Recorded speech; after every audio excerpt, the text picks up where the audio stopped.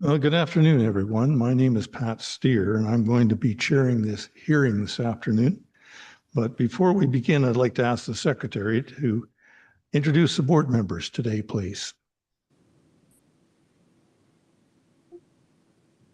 Thank you, Mr. Chairman. The board members this afternoon are R.D. McHugh, Don Larson, Marcia Reed, and Brad Myers, and myself, Garrity Stanley, the Subdivision and Development Appeal Board Clerk.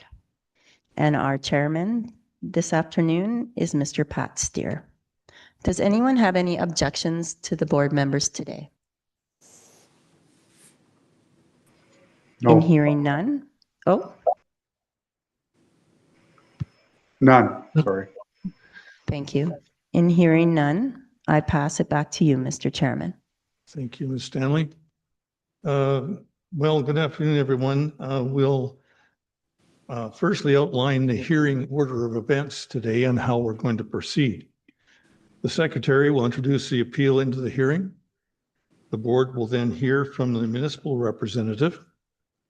Then the applicant or anyone acting on behalf of the applicant will have their turn. After that, the appellant and anyone acting on behalf of the appellant. Then anyone else who wishes to support the appeal.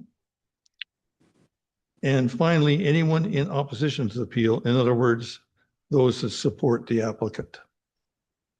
There's a few other additional announcements today as well. The opportunity to submit oral or written evidence is available to all parties. Participants are asked to state their name prior to speaking and must use a microphone here at the front desk as these proceedings are being recorded. All of the comments that are made today by all parties must be directed through the chair.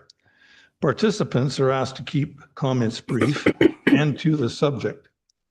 Any comments about anyone or to anyone will not be permitted. And by the way, speaking of the participants today, we do have a lengthy agenda in this one with a lot of people participating. So I hope that we can keep brevity in mind as we're going through this hearing today.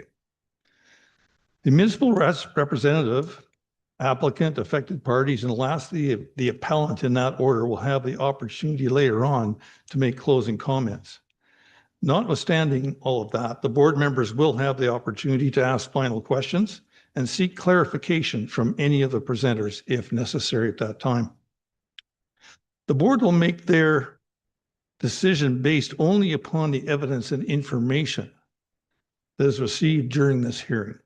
The board is not privy to information that may have been submitted outside of the hearing, and as such, all evidence must be presented today in order for it to be considered when making our decision. And I would like to add a little extra comment in here today because of the nature of this particular hearing. There has been a lot of submissions from those people that are appealing. And there's been a bunch of copies of a restricted covenant that was put in place by the developer for this country residential development that's been included in the submissions by the appellants rather that will be presenting today. It's important for all participants to know that the municipality is not a party to, nor does it have any involvement in such instruments that are placed on the titles of residential lots in the subject area. While appellants may make comments regarding the restricted covenant, decisions made by the appeal board can only be based upon the appropriate legislation that's set out in the Alberta Municipal Government Act and the county's land use bylaw. So with that being all of the usual announcements on our procedures today, I'd like to proceed then with the recording secretary. Ms. Stanley, can you introduce the appeal into the hearing, please? Thank you, Mr. Chairman. This appeal is against the approval of Development Permit 25D 326 for a CCAM for personal use on portion Southwest 07-2201 west of the 5th Meridian. The appellants are Arlie and Karen Cranston, Shelley Millett, Gina Hoffer and Trent Dixon, and Brian House. and the grounds for their appeal were submitted to and reviewed by the board prior to the hearing. Please note this appeal hearing is being live streamed and will be available for viewing on the county's website upon completion of the hearing. Thank you. Back to you, Mr. Chairman. Thank you, Madam Secretary. So now we'll move to the first segment, which is from our municipal representative, Ms. Furnell, I believe it is. If you could proceed with your presentation, please. Good afternoon, Mr. Chairman and members of the board. The appeal before you today is against a development officer's decision for the approval of development permit 25D 326. The application is requesting consideration for a CCAN for personal use. The subject property is an existing 2.99 acre country residential district parcel located within the Sulky Ridge Estates subdivision. Accessed from 90th Street West, it is 507 meters north of 226th Avenue East and 600 meters east of 96th Street West. The application is proposing to allow for one existing CCAN to remain on the subject property for personal use. The application identifies that the CCAN is approximately 320 square feet in size and is painted cream to complement the trim on the dwelling. This approval allows for one existing CCAN for personal use to remain on the subject parcel as identified on the submitted site plan and as per the conditions and requirements provided for herein. The pre-release condition is the applicant shall be responsible for relocating the CCAN as per the accepted site plan and so that it complies with the minimum setback requirements of the country residential district as set out in the land use bylaw. Should the CCAN not be moved in the time frame allotted, it must be removed from the property. The existing CCAN is located approximately 1.5 meters from the north property line, as shown circled in black. The proposed new location for the CCAN is 15 meters south of that property line, meeting required setbacks, as shown circled in red. There are existing Caragana buckhorn bushes that grow up to 16 feet located along the north fence line and south of the CCAN. The applicant proposes to add additional spruce trees along the fence as well as extend the tree line to the north to provide increased screening.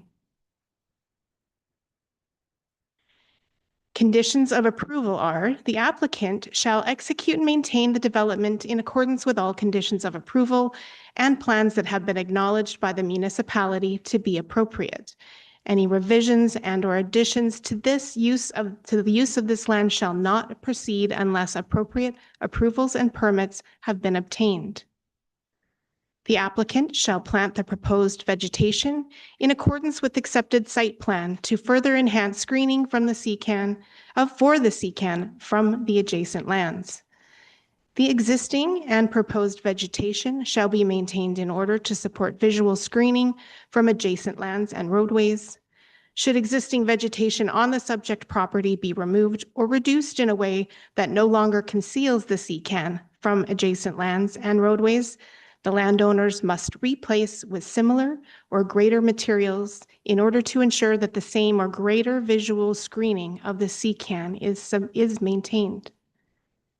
It is the applicant's responsibility to ensure the CCAN is maintained to be safe, functional, and in good repair, including the preservation of the exterior finish, to ensure that the CCAN aesthetically complements the primary structure on the subject property.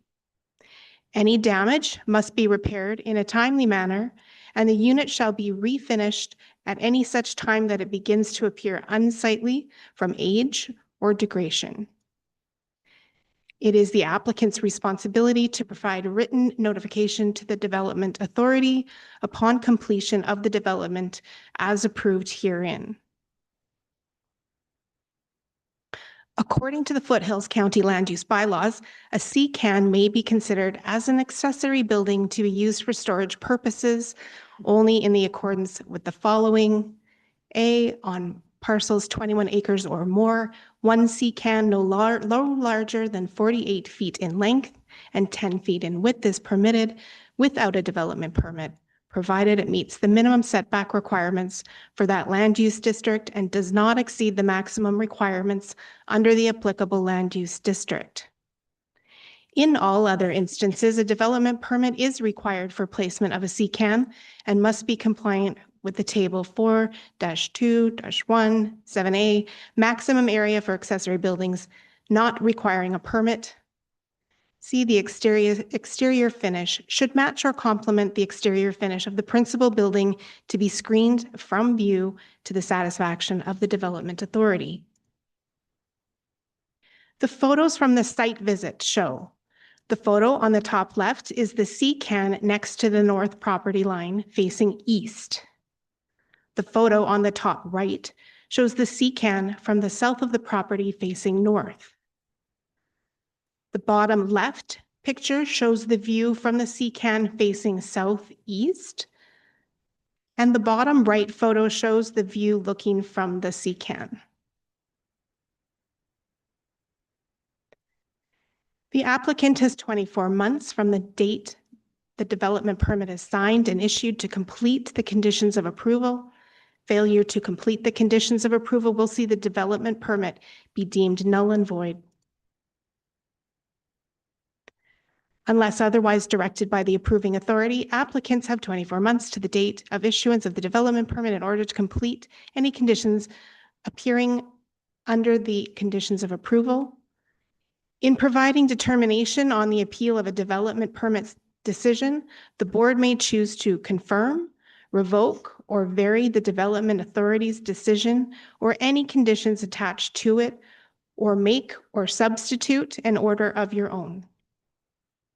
All additional information has been provided and included within the agenda package for the board's consideration. This concludes my presentation. Thank you, Mr. Chairman and board. Thank you, Ms. Purnell. Thank you for your presentation. Board members have any questions, please? Anyone? Okay, I might have one if that's all right with you, Ms. Purnell. In your review, and you did the site inspection yourself, I gather. This seems to be in the front yard, correct? Just up the driveway towards the house on the south boundary of the property? Or am I confused? Yes, it's actually back behind the house. It is already to the east of the house now? Yes, to the east, just to the east of the house. Okay, can you flip back to one of your slides, please? Sure. Are you speaking of the site plan, Mr. Chair? I beg your pardon? This one?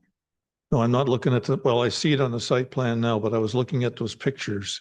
The Okay. pictures didn't seem to compare with the earlier pictures in the first part of your presentation. Yeah, so it came to us on our package and it was a different picture than what you've got. So let's use this picture that's on the screen now. Which way are we facing when we're looking at that CCAN now in the top picture? You're looking north towards the CCAN. Okay, so that adjoining property is to the north. All right.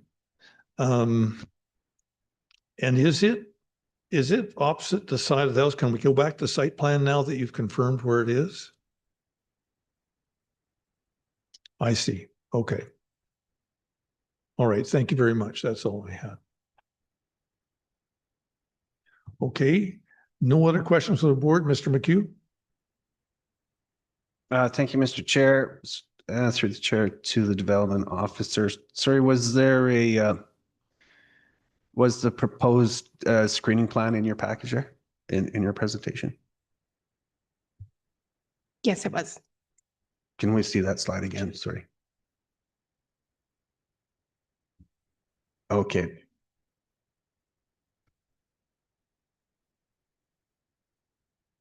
Okay, so but there isn't really a, there's not a pictorial to go along with that. Sorry, can you? There's not a picture to go along with that. There's of the existing screening that's in place. No, the existing screening to date is the bushes, Okay, the Cargana bushes. The proposed screening will be planted spruce trees. okay. Thank you, Mr. McHugh. One more question from myself, unless someone else has one. Ms. Fernell, going back to that subject of screening and so on and so forth, I noticed that you have allowed in the conditions 2 years for all of this to be fulfilled. Is that correct?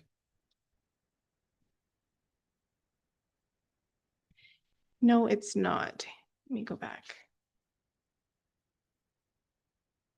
It says 24 months at the top of that screen you just went by.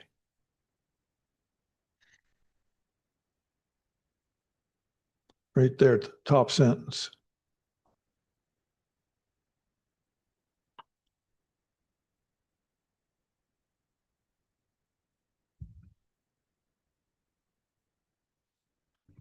There. Must be completed within 24 months from the date that the development permit is signed. Is that an unusual amount of time for these kinds of conditions to be met? Through the chair, my opinion would be that a better time frame could be given by yourself. So that is normally when you set these kinds of approvals, that's the time frame you usually suggest to begin with? Is that correct? Typically correct. Okay. Thank you very much. Okay, I don't think we have any more questions from the board. So then I guess the next thing we'll do then is we will go now to the applicant. I don't know if that, if you would state your name, sir, please, you're at the desk there. And then you can make your presentation. And when finished, we'll be asking you some questions, I suspect. Thank you. No, I'm the applicant, Paul Selway. My wife, can you hear? Okay, I'm the applicant. My name is Paul Selway. I live at 210172, which is the address. Okay, Mr. Selway, you're still going to have to pull that microphone towards you. Grab the whole thing. Okay, Thank you very is much. that better? Sorry about that. Okay, so just in addition to the remarks, just a few that I would make. I've reviewed all of the concerns and objections from the various folks on the call, and in summary, and I'll expound on it. I don't think any of them are valid reasons to reject the proposal. Really, there's three categories they fall into, and please be with me. I think the first general theme is regarding the HOA. Now, given the remarks you made right at the beginning, I'll probably keep these a little shorter, and it should be made clear that the first time I actually saw that document was on the 27th of January of this year. I've checked back with my lawyer.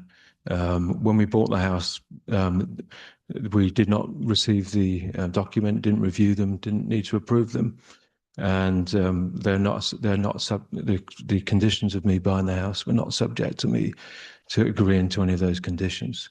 In fact, as noted by one of the individuals that objecting, that they're not, they are correct, they're not enforceable.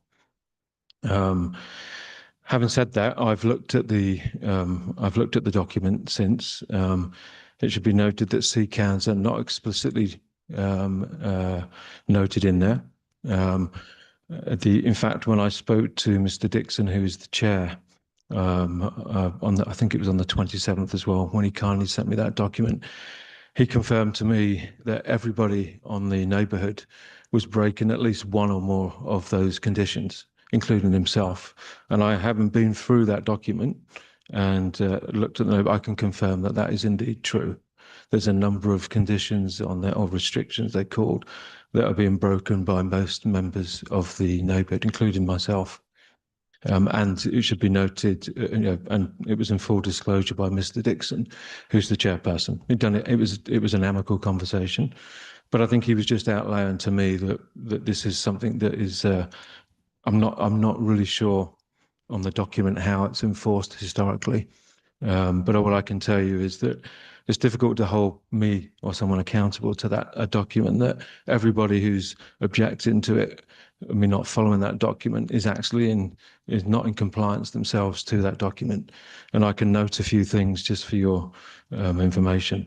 Mobile homes are listed specifically in there, and Mr. Dixon himself has I'm thinking it's between 30 and 40-foot mobile home, fifth wheel, I believe it's called, situated right behind his house to the east.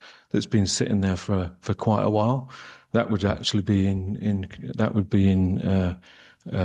against the one of the conditions in that document. Another one is around commercial vehicle stockpiling of materials. Dogs shall not run free. Dogs should not be allowed to pack, should not be allowed off leash off the property. And dogs, if they are, should be under full control of the owner. There should be no mechanical devices, including satellite dishes, solar panels, air conditioning. These are things that I actually don't think most of them are reasonable, but it should be noted that pretty much everyone on the neighbourhood, including those on the call, are in breach of those conditions. And they've been, well, at least one has been fully open about that. It should also be noted there was a proposed draft in 2022 to update those to update the bylaws, and they were not approved. I think my understanding, because it was before I moved in, that there was 2 individuals on the neighbourhood that did not agree to that, and you have to have everybody has to agree to it. So from what I understand, and I've got 2 friends on the neighbourhood, one who lives in lot 1 and another on lot 14, and they've confirmed that this has been the centre of sort of ongoing, I'd say, disharmony on the neighbourhood for quite a while. I didn't realise that, obviously, but I think that's partly what I've stumbled into. So really, I guess in summary, the HOA really holds no legs in terms of being a valid reason. The second reason is around people's property prices. I noted on there a few times. That's very difficult to prove. The only facts actually that exist is 2, and one would be my property has gone up considerably in terms of what is the valuation from the bank since I've moved in, and that's because we have put in significant amount of money into renovating the home, both inside and out. The other one is lot 5, which is you can see on the diagram, has recently gone up for sale. I think it went up a week ago. That should be noted that is up for sale for 1.82 million, and it sold 2 years ago in May 2023. It was up for 1.6 million, I think, and it sold for 1.575. Again, it hasn't sold yet, so I wouldn't say there's any facts that would tell you either way. But if you were to take any of the facts, it would be more likely to go up in value than down in value. Excuse me, Mr. Selway, can we maybe move on to your conclusions here? What's going on other properties is not relevant to the board. That's going on at the property. Yeah. So the reason I got a CCAN is in last year in the spring, one of my younger daughters got married at the home. And so all of the stuff that we had in the garage, I needed to place somewhere temporarily. Plus all of the work that we were doing at the house. Eventually we were going to move to the garage, and I'd have to rehouse that temporarily while the work was being done. So I kind of looked at various options, and we decided to buy a CCAN. Now, I was not aware of the rules, and I fully, hands up, I'm in breach of putting a CCAN on there without a license. We did not realise that, and as soon as we did realise it, when we received the letter, we worked with the council to go through the proper process. But the intent has always been there to have it temporarily. Now, we would have liked to have finished all the renovations by now, but they're going to go on for a little longer, which is why I made an application. And it should be noted, the application was for a temporary CCAN, and I think it ended up being a permanent one. As I was talking to the county, it was if you do a temporary one, you have to be very confident about the dates that you need it for, and we weren't confident with the dates, and so we were advised that a permanent one would probably be better.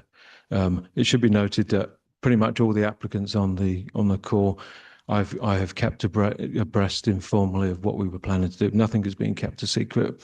I think the only thing that may have been a surprise, which I understand, was the fact that it came as a permanent application, not a temporary one.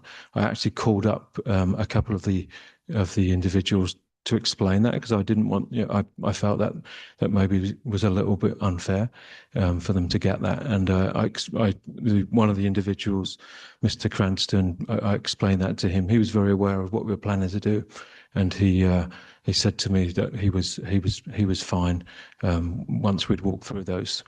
I'll let him speak for himself. The other one was Mr. Dixon, and he explained to me about what I'd mentioned earlier and said he was going to make objections, which I fully understand. That's the right of everyone to do. So that hopefully gives you a bit more background. I'm happy to answer any questions. I'll maybe make one last point, which is around the aesthetics, because that was really the third point. You cannot see the CCAN from the front, either in the summer or the winter. At the back, we intentionally kind of put it where it is. We were very aware of the property to the north, Mr. House, who I believe is with us, that would be able to see that CCAN. From the pictures that he's provided, you can see it from his property. I'm not sure how, because none of the pictures are from the main residence, so I don't know what that looks like. I haven't been in his house, but immediately behind, on the southeast of the property, is a huge line of trees that would block. So really, all you're blocking, if you had a look at that, was the view of my garden and property. But you'll have to question Mr. House further on that. We did want to make sure that was one thing we did have in mind when we put it there. The last thing is that, and I think it was noted, I think, on the Cranstons, that they could see it from their primary residence. I think this was just a mistake. I did speak to Mr. Cranston about that, and he confirms that you cannot see it from the primary residence to the south. So you can only see it from the north. Okay, thank you for your presentation. It's much appreciated. Questions from the board? Mr. Myers? Thank you. A question to the chair, to the applicant. I'm not quite clear. Is the plan to keep this permanent, or is it No. just temporary? No, it's just temporarily. In fact, I've really got nothing in it at the moment. It's just purely until I finish renovations in the garage, which haven't started yet. So the plan is to remove it at some point in Correct. the near future, and so obviously the screening plan isn't really a factor then, is that? Well, I think that was one of the things we had to commit to do, and I completely understand. So if we were going to do it, we committed to doing that. So Thank you. That answers my questions. Any other questions from the board? Mr. Larson? Yeah, just to follow up on the question. So when you say temporary, in your mind, what is temporary? Are we talking 6 months or Yeah, what's your plan here? I think originally temporary was probably 6 to 9 months when I originally put it in. I think I've just had some delays in terms of getting it done. So probably no more than 2 years would be what I would estimate, hopefully less.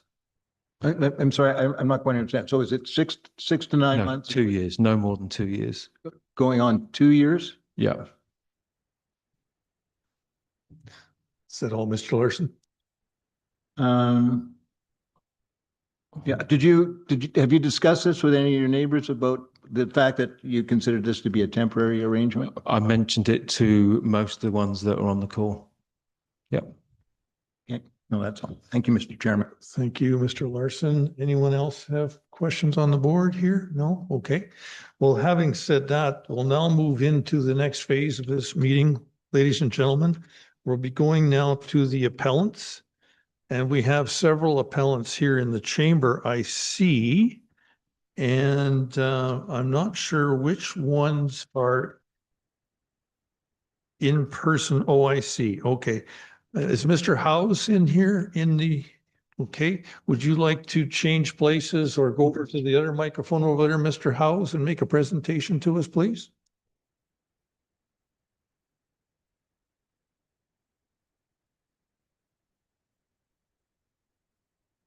Please state your name and perhaps you might just give a bit about where you're located in comparison. I don't want the private information of exactly, but where you, what your situation is, please.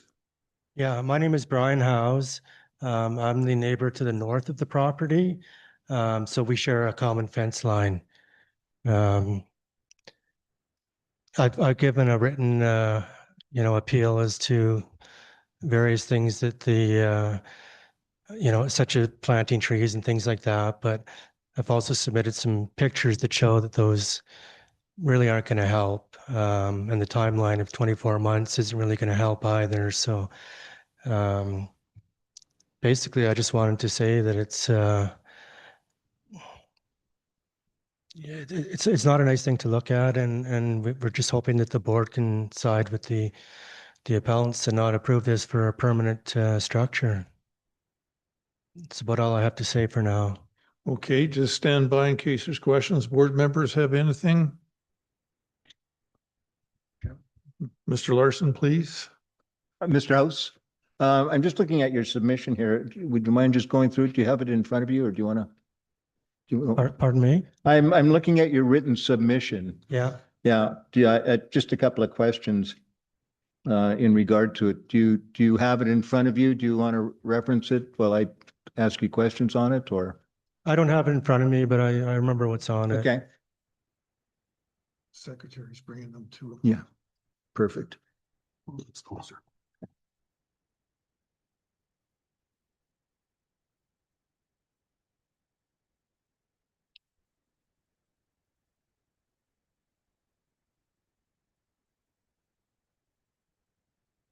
Do you have a question, Paul? Yeah, I do. So we're ready to go. It's in your written submission here, sir, as I understand it, that it's the CCAN been there since May 29th of 2025. Is that my understanding? That's when the CCAN arrived on the property. Push Yeah. the mic on. There's a button on the.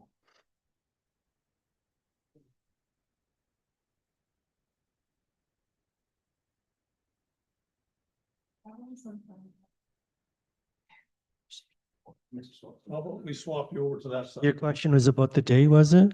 Yeah, I'm just looking at your submission. I just want to make sure I understand what you've written here.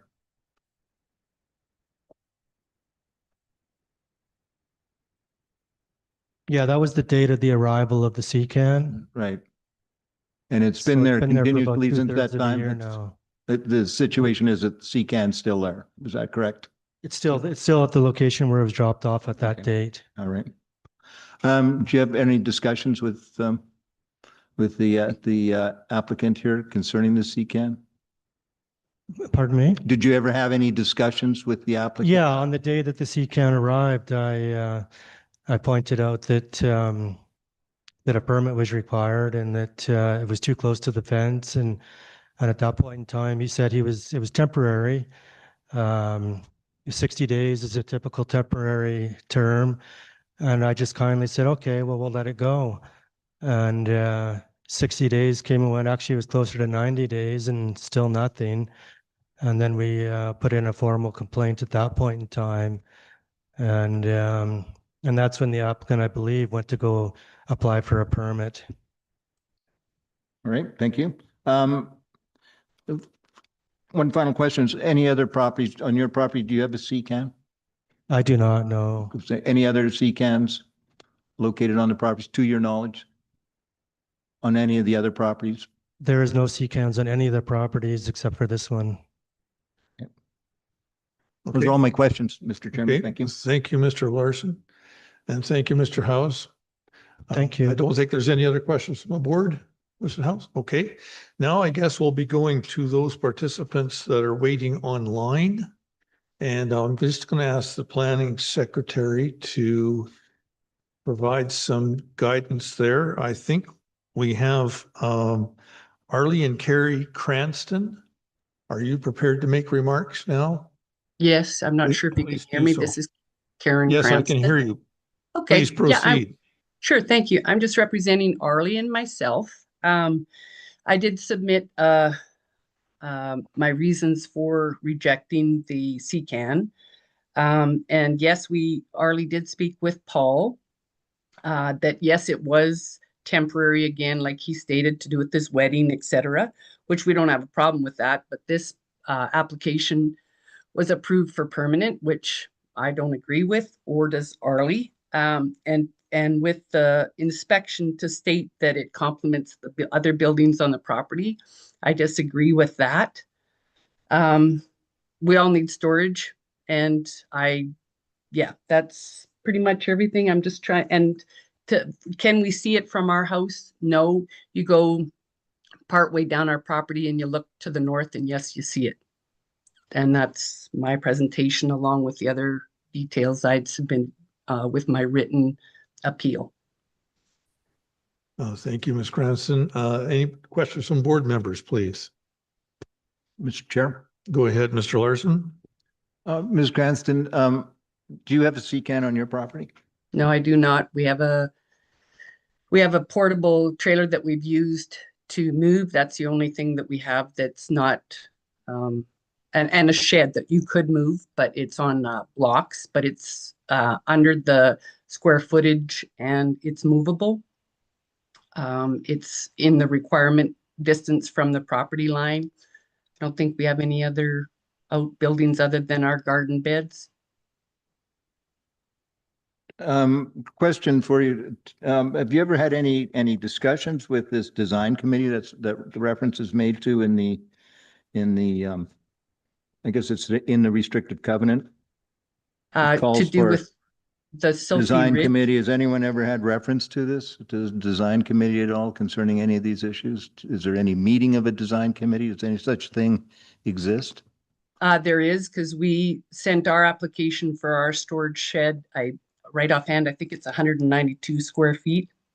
And we sided it and colored it to the same as our house, put shingles on it to match it so it blended in, and it was approved by that committee. Okay. So it does have some level of activity. Is that correct? Yes, Okay. Thanks. Those are all the questions I have. you're welcome. Thank you, Mr. Larson. Anybody else have questions for Ms. Cranston? Seeing none, thank you for your presentation. Thank you. We'll move on now. I see the name Shelley Millett. Shelley, if you can unmute yourself and make your presentation, please. Hi there. I mean, I wrote quite a long little letter here, but essentially, my reasoning is our community is not such that we have that type of storage unit. I've driven around the communities around here, and the only storage units that are the only properties that have CCANs are standalone acreages. They're farms and ranches, etc. They are not what we consider country estate subdivision residences. Putting a CCAN, I feel, in a yard like ours is essentially the same as putting a CCAN in the backyard of a house in Chaparral in the city. These are not meant for that type of situation. However, in saying that, Paul had said that he had talked to a lot of people regarding this CCAN. I have not spoken one word to him about this. If it was a temporary situation, he should have approached all of us on the street and requested a discussion and said that it was for temporary use only. And I guarantee you we wouldn't be sitting here right now. We would have said, okay, that's fine. You're doing renovations, totally get it. But we'd like it gone by such and such a date. We got like Karen said, we all need storage. But if it's a specific purpose like that, totally understandable. But the thing that really kind of upsets me is the fact that he is saying that he's talked to everybody. He is going after people and saying that we're not following the restrictive covenants, which we are. I built a dog run, for instance. I had to go through the design committee. I got a new roof. I had to go through the design committee. If you do anything on this street, you have to go through the design committee. We did not have access to the HOA when we bought our property as well. So that's a failure of the real estate agents actually that are pulling the titles. But we know full well that Mr. Selway knew about that at the HOA. He has been to meetings. He knows that there's restrictive covenants. He knows that HOAs have rules and regulations. All of them do. So I don't think that, allowing this type of thing for somebody that is quite outright, he's outright disregarding our concerns. He is, you don't, I don't know, reward somebody for being shady. And that's how I feel. So. Okay. Is that all you had to present? Ms. Yeah, I Mills? mean, I wrote a whole bunch of stuff. That's just me talking, but there is a whole letter in the minutes. Yes, that I we can have, see, we have so. received presentations in our packages here. Yes, Is there more yes. to add now, though? Sorry? Is there anything more that you'd like to add at this time? No, you know what? I think if it's going to be temporary, I don't have an issue with it. But like I said, it reduces the value of our properties because this is not the place for CCANs. It's just not. We have single dwellings. We have single family homes. We have outbuildings, which would consist of a dog run, perhaps, which is not even a building, and a shed. And we're not allowed to store RVs more than our own for personal use. We're not allowed to store vehicles except for our personal use. We have so many different rules and regulations. And I feel that, if you want to keep the peace with your neighbors, talk to your neighbors and be communicative and positive, and we wouldn't be in this situation. So that's what I have to say. Thank you. Okay, thank you very much for your presentation. I understand. Can I ask board members any questions of Ms. Millett? Seeing none, I'll move on. Thanks again for that presentation. Thank you. We now have the name Gina Hoffer. Are you online here to respond? Yes, I am. Okay, please proceed with your presentation. Okay, I'm Trent Dixon's wife. He's the president of the HOA. I am on the design committee of our HOA, as well as I am secretary. And I know the HOA, according to your statement at the beginning, doesn't, you guys aren't involved with that. I just do need to clarify a couple of things just to clear our name. I did send Mr. Selway the restrictive covenants. I've got it October 23rd, 2025. I sent it to him. Trent sent them again to him in January. We were made aware of the CCAN on the property at our AGM. And so Trent has been president of our HOA for over a year and a half. Apparently, Mr. Selway spoke to our old president, person that lives in Lot 1, who didn't know any of the rules or regulations, hasn't followed them himself as well. So he was given bad advice. So he's had plenty of opportunity and been given a lot of information about our restrictive covenants leading up until past January, by myself, by Trent, by the Cranstons, by whoever. I have had a telephone conversation with him as well, saying that he only meant it to be temporary. I guess my question is, why don't we have a temporary permit then? If it's a permanent permit, this CCAN may never leave his property. Unless we have it in writing that it's going to be gone in 2 years, that CCAN could still be here in 10 years. So that word of it's temporary when you're being granted a permanent permit really holds no water in my opinion. We are not breaking any rules.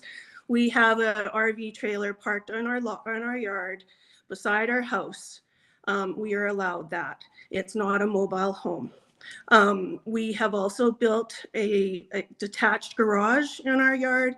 We went through all of the hoops and checkpoints with the county. We applied for development permits because we changed the setback. We've made it according to our bylaws. It matches our house as good as it can be. We have not broken anything, and I feel that Trent was thrown under the bus big time by his initial comments there, and that's very personal. because we've worked really, really hard to try to get this community to be gelled and to, look after it. We're all very, very proud of our property. And we, take great value in how we look. And I guess the biggest thing is you allow one CCAN on one of 13 properties. What is stopping the other 12 of us from doing the same? And then all of a sudden, we don't look like an estate, beautiful acreage development. We look like a storage facility. And there are alternate storage options that are very close to us. You can rent a storage locker. You can rent a garage somewhere to store stuff. I think a CCAN is the absolute worst thing to put on a property, aesthetic-wise, value, property value, any of that. And like Shelley said, ranches and farms have them, and a lot of them that you drive by don't look very nice. And I think that's our fears. We don't want our beautiful community to not look beautiful. The CCAN can be seen from a pathway that everybody has access to walk around. You can see it from the highway. You can see it from 226th Avenue. Okay, Ms. Hoffer, I'm So- sorry, but sorry. we have I others know. here today. I'm done. Okay, thank you. I'm sorry to have to interrupt you like that. Yeah, no, that's fine. I know you have a big agenda. At this time, I'd like to ask board members, any questions? Ms. Reed? Thank you to the chair. I have a question about the 13 lots that you just mentioned. And glancing at the map, I just wanted to confirm that they range in sizes from 2.6 acres, with the largest being 3.6 acres, but the majority of the lots being 3 acres, and that would roughly be 8 of the lots being 3 acres. Do you agree with that? Are you asking me? Yes. Yes, that's correct. So we're all pretty much under 3 acres. Thank you. Is that all you had, Ms. Reed? Okay. Other board members, any questions? No? Okay. Thank you for your presentation. Ms. Hofer, thank you very much. Now we'll go to Ken and Petra Bose, is it, please? I apologize for It the is. pronunciation of the name. Oh, you're fine. You're great. Okay, please proceed with your presentation. Yes. My name is Ken and Petra Bowles. We are 2 houses to the south of the applicant. My concern is in regards to what really is temporary, as the other appellants have brought up. I did see Mr. Selway at a meeting just after they had joined the community. But we had our AGM October 7th of 2025. We have it annually, and he did not attend. I would think if this was of a concern, that the family would have attended the AGM to present, let people know that that they have this. They're looking to mitigate any issues, because they put the CCAN on the property without approaching the design committee, which I will circle back to. So it's more or less asking forgiveness versus permission. The photos that are in your package, I'm not exactly sure are really relevant much, because you have to consider that the CCAN is now going to have to move, and will be in the middle of a pavement pad. So any bushes that the applicant has talked about will be nowhere near the CCAN. And so the views that the pictures that were there, again, yeah, it will change. And when we moved in, and everybody that has moved in, our lawyers did make us aware of anything that's on title, which included the covenants. We do not have a CCAN. We do have a shed, which we did approach the design committee. And at the time, we had to change the siding that we had originally proposed so that it better suited the exterior with our house and that it was of natural materials. We ended up with hardy board. And yeah, so yeah, I mean, it's a precedent that I'm not exactly sure, to Gina's point, that we want to set. And you know, if there was a little bit more working with the community versus where we are today, I'm just afraid that, you know, out with, you know, later on, it's still there, it's not being looked after. And then now we're having to approach the county in regards to, well, you know, this is what it was agreed to, so on and so forth. Anyway, I don't want to take any more of your time. We're getting closer to the 2 o'clock. Thank you for your brevity, and I appreciate your attention to the time on the board meeting here today, Mr. Rose. So are there any board members that have any questions for Mr. Bose? No? Okay, thank you very much for that. So now, yes, we are tight on time, but we're going to move along. And I'm just going to call now upon those that may be in opposition to the appeal. In other words, they're in support of the applicant. Is there anyone here in the chamber in that regard that wishes to speak? Seeing none, I'll move on. Is there anyone in attendance who's not registered that would like to speak? No? Board members, are there any questions you have of any of these people here today that you have not brought forward that you need to get up? Seeing none. Okay, if there's no one else in attendance online or here in the chamber that has not presented, I'm getting to you, who has not presented but would like to do so, certainly it's now the final time to do that, other than closing comments, which we're going to go to now. First of all, I'll go to the municipal representative. Please, do you have any closing remarks you'd like to add, Ms. Farnell? Thank you, Mr. Chair. I have no more comments. Okay, thank you very much. The applicant, you have your opportunity now for closing comments. I hope you can be brief, sir. Okay. This is just to clarify any points, please. Yeah, so a couple of things I want to clarify. I think when I found out that the permanent application was going to cause angst, I actually spoke to the council to see if I could change it to a temporary one, because I could see that was you know, I think it was unintentionally upsetting. And I wasn't able to pull it. I was told that I have to follow through with the process. But the council will confirm I actually tried to pull it and to change it to a temporary one. I understood how it was causing people to be concerned, and that wasn't my intention.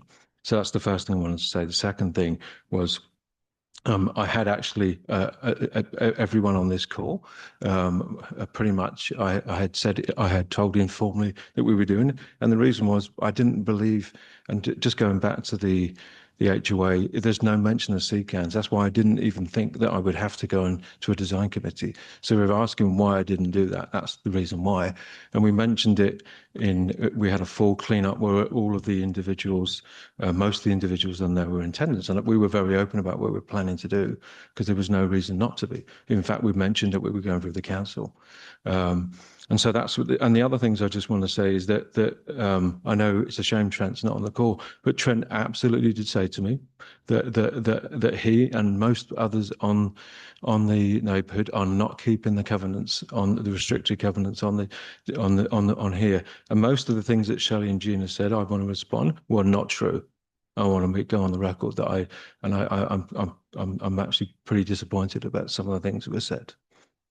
Okay, thank you for your remarks. Any questions for Mr. Selway from the board to clarify?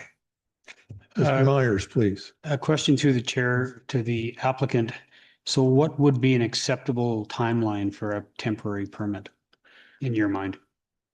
I think initially I wanted it about 9 months. I mean, if I could, I would like to get all the work done next year. So that would be, probably 18 months. Thank you. Sorry, can you repeat? 18 months? 18 months, yeah.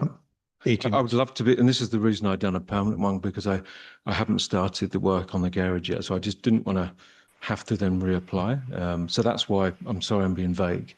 I haven't started the work on the garage. Okay. Anyone else? Board members? Question, Mr. McHugh? Thank you, Mr. Chair. I was going to go to the development officer. Proceed. So through the chair of the development officer, I guess I'm just looking for comment on a temporary.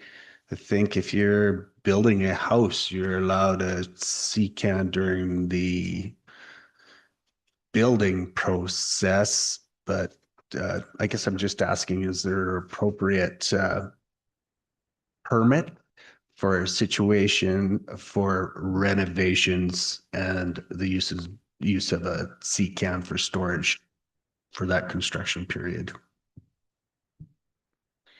CCANs for temporary use are allowed on without a development permit for 60 days in conversation with the applicant, because his time frame was unclear. And there's a $2,500 deposit required for the removal of the CCAN. That's when he decided to make it a permanent solution, with the understanding that he would remove it when he was completed his work. Can I just say one last thing? Actually, sir, you're out of order at the moment. Mr. McHugh, sorry. please. Okay, thank you, Mr. Chair. So sorry, is that noted in the development permit application? I didn't see a removal on that. Yeah, there's some emails pertaining to that back and forth with the applicant. It is not on the proposal. Okay, thank you. Okay, you've had your chance. Just let me get through the questions here, Mr. Selway. Is there anybody else that has questions? Okay. You've made your closing remarks, Mr. Selway, but this is a meeting regarding your situation. Brevity must be kept in mind here, please. Be brief, okay? I'll be very brief. I would have taken this off of the property had I not bought it within 2 months after I finished the wedding. And to be quite honest, I had looked to remove the application because I actually, after the hassle that it's been, I was actually looking to remove it. And to be quite honest, after today, I don't have a problem removing it. I actually just don't want the hassle attached to this at all. Sorry, are you saying that you're willing to remove it? I quite honestly don't care. Okay, thanks for that information. Yeah. Board members, any questions now for anyone of anything in terms of just final clarification? I see none. Okay, so with that, I'm going to close the hearing, and we're going to have a written decision made up, and it will probably be completed and mailed in approximately 15 days. And note that it's not an official decision until it's received in writing. Thank you for attending today, and thank you for all participating online. Good afternoon.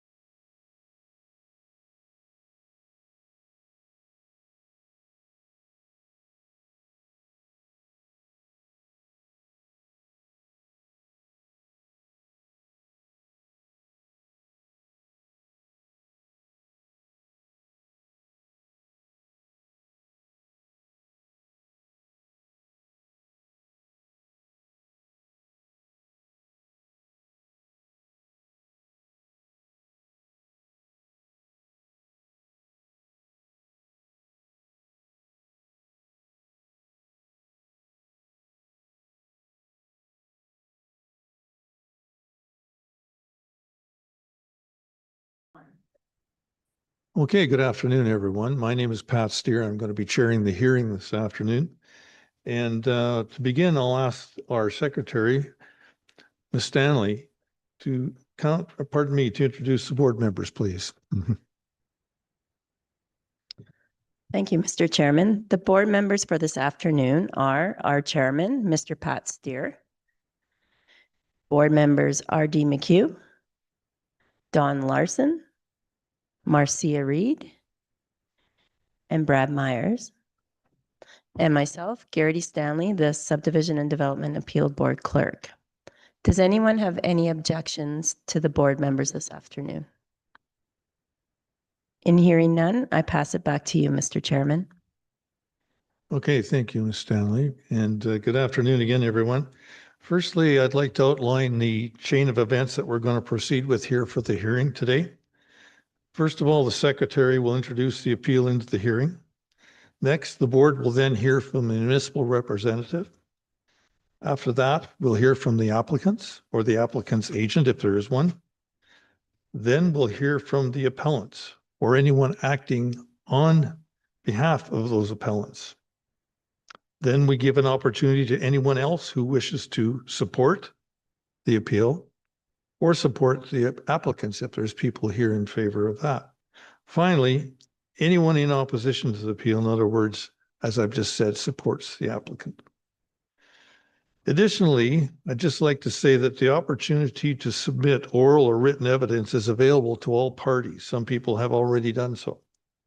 Participants are asked to state their name prior to speaking and must use one of the microphones up at the front here as the proceedings are being recorded during that time. All comments are to be directed to the chair. So participants are asked to keep their comments brief at that time and keep them to the topic. We're running a little late today. I apologize for that, but that's the way some of these hearings work. Any comments, though, about anyone or to anyone within the chamber will not be allowed. The municipal representative, applicant, affected parties, and lastly, the appellant in that order will also have the opportunity near to the end to make closing comments. Notwithstanding, board members will have the opportunity throughout the hearing to ask final questions and at the end seek clarification of any of the presenters that have presented today. The board will make their decision based on only the evidence received during the hearing. The board is not privy to information that may have been submitted outside of the hearing, and as such, all the evidence must be presented today in order for it to be considered when we make our decision. So with that, then I'll open the hearing and ask the recording secretary to introduce the appeal, please. Thank you, Mr. Chairman. This appeal is against the approval of Development Permit 25D335 for a home-based business Type 3 and 2 CCANs on portion northwest 252101 west of the 5th Meridian. The appellants are Dan Hapler and Joanne Wager, and the grounds for their appeal were submitted to and reviewed by the board prior to the hearing. Please note, this appeal hearing is being live streamed and will be available for viewing on the county's website upon completion of the hearing. Thank you, Mr. Chairman. Thank you, Ms. Stanley. Okay, so now we'll move on to the presentation from the municipal representative. And please proceed, Ms. Collar.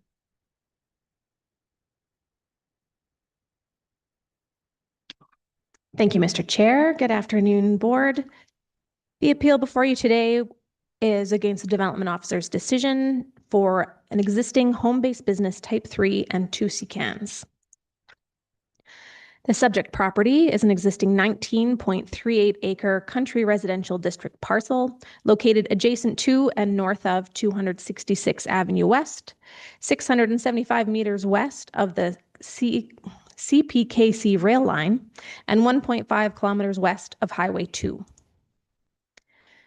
The application is to allow for the continued operation of a land reclamation and landscaping construction business, Calgary Lawn Solutions, operating under the criteria of a home-based business Type 3 as well as for 2 CCANs for business storage and as part of the screening plan for the business. The application identifies business operations are completed largely off-site, servicing client properties. On-site operations include office space and equipment storage.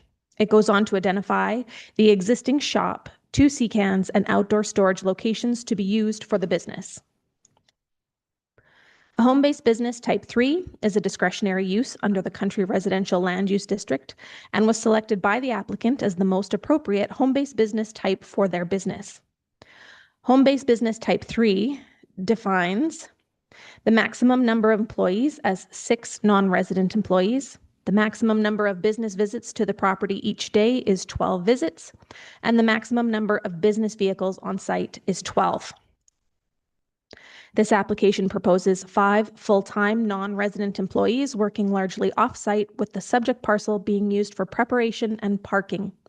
No customer visits are anticipated, and the maximum number of business vehicles have been identified as tractor, skid steer, 2 dump trailers, and 1 enclosed trailer, as well as attachment for business use, including auger drive, 2 skid steer buckets, 1 sweeper, and pallet forks.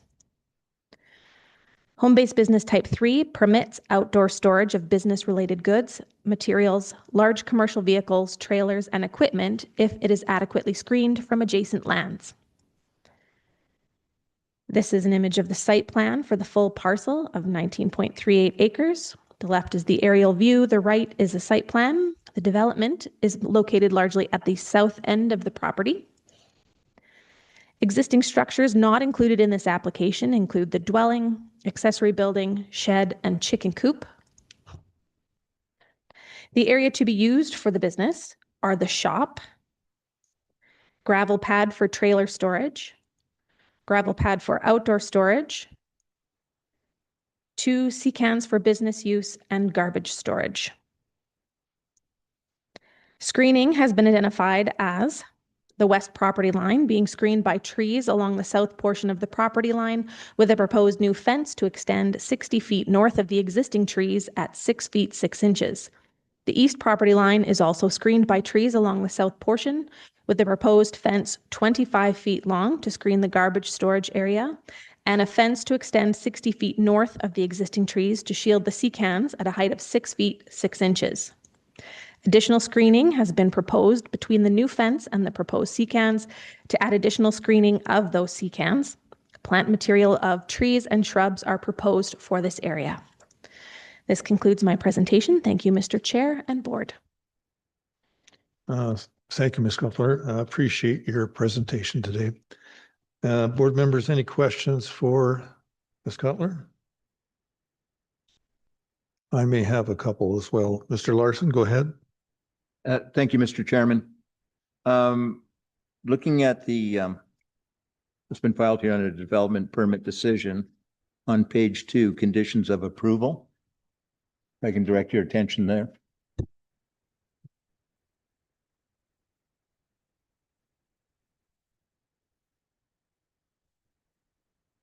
Under conditions of approval, specifically condition 7, it says all waste materials are to be handled and disposed of under guidelines provided by governing provincial regulatory bodies that approve waste disposal. There shall be no long-term storage of waste materials on the property, nor burning of waste materials on the property. Garbage and waste must be stored in weatherproof and animal-proof containers and must be fully screened from neighboring lands. Is that something that was unique, specific to this given application, or is this something just taken from the general terms under home-based business type 3 for country residential? Perhaps you could clarify. Yes, thank you. And through the chair, that is a standard condition of approval that we expect this of all home-based businesses unless they are requesting otherwise. Knowing that the uniqueness of this business, where they've identified it as being essentially a landscape business, and as I understand it, there's storage of materials from time to time. Did your mind turn to any other additional conditions you might have in regard to this? Or they have not proposed any storage of material. Everything in conversation during the application process was that is typically just on the site that they are working on. So the only thing that was applied for and approved is equipment and implements to go with the equipment. Okay. Thank you, Mr. Chairman. Thank you, Ms. Cutler. And Mr. Larson. Board members, anyone else want to ask? I have one in mind, but I'm allowing you folks to speak ahead. None? Okay. Ms. Cutler, did you do a site inspection when you were putting this package together for us at any time prior to the hearing? I did not, but this is a result of enforcement, and our compliance officer did go out and obtain pictures of the property prior to the application coming in. Okay, so then I haven't seen any pictures from that inspection, I suppose, in your presentation then, right? I didn't put any in, but I can provide some right now if you'd like. I think that would be appropriate if you don't mind, please.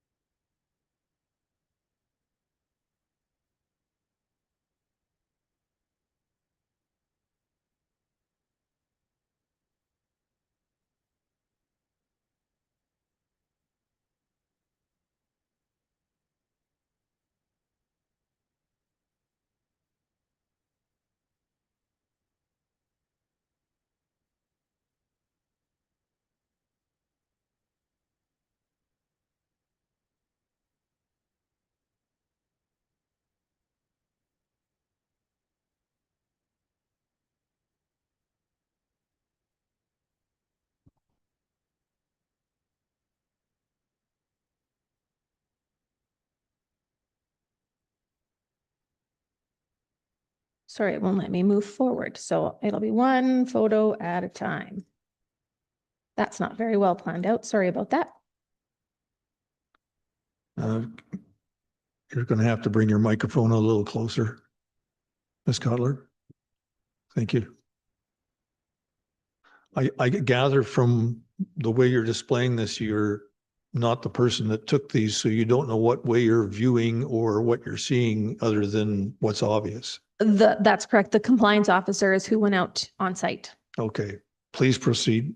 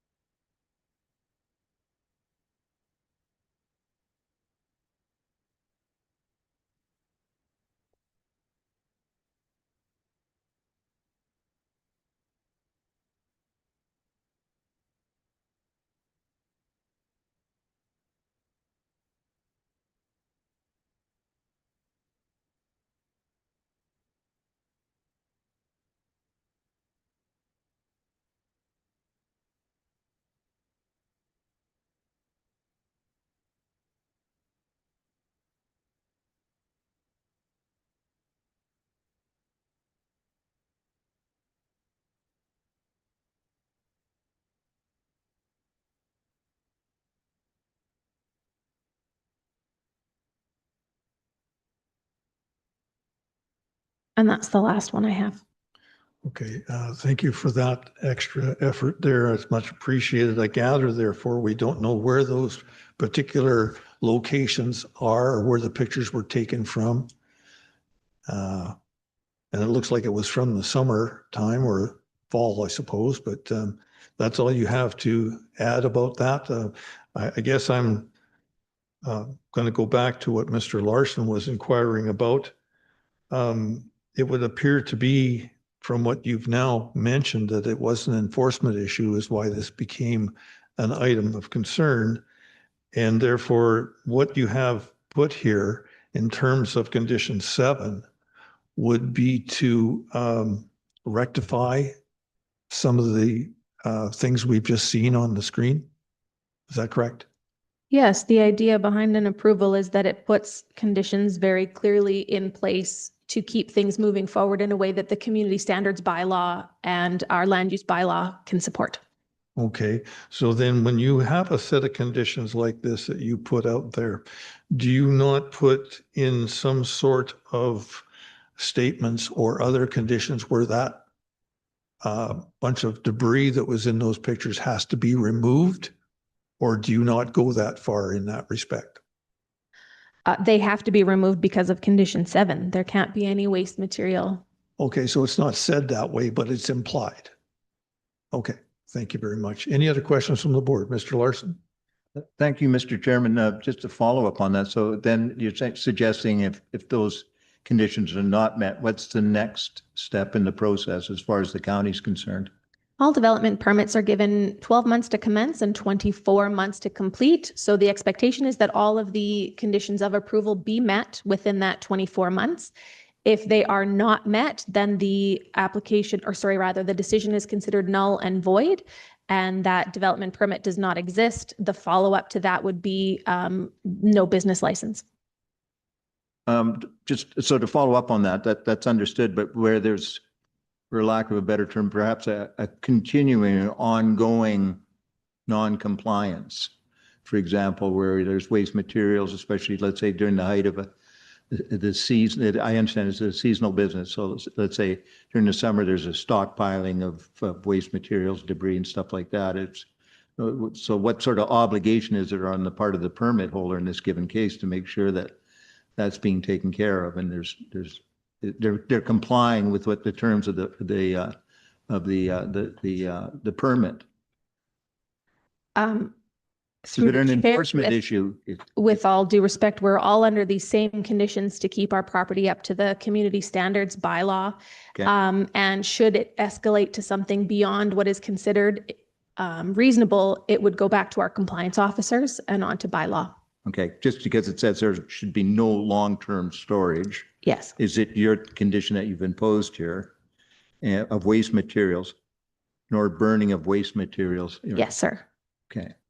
All right. Thank you, Mr. Chairman. Thank you, Mr. Larson. Thank you, Ms. Cutler. Any other board questions? No? Okay. Well, we can move on to our next. Oh, pardon me. Sorry, didn't see you. Thank you, Mr. Chair, and through the chair of the development officer.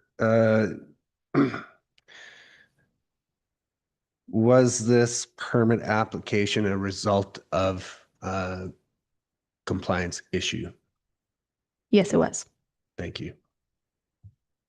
Okay, don't see anybody else waving at the moment, so we'll move on in our schedule here. And now we're going to be hearing from the applicant or the applicant's agent. This is your opportunity to make a presentation to the board, your only opportunity to provide as much information as you can in support of what you're applying for. Ms. Stanley, did you wish to assist them? Okay, thank you. Okay, please present yourselves, introduce yourselves, and let's hear what you have to say today. Thank you. Hi, my name is Chelsea Woods, and my name is Kyle Woods.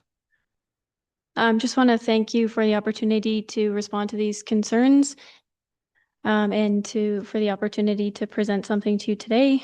There was a few, with respect to you'll have to forgive me just because I've never done this before, but, oh, sorry. Is that better? Okay.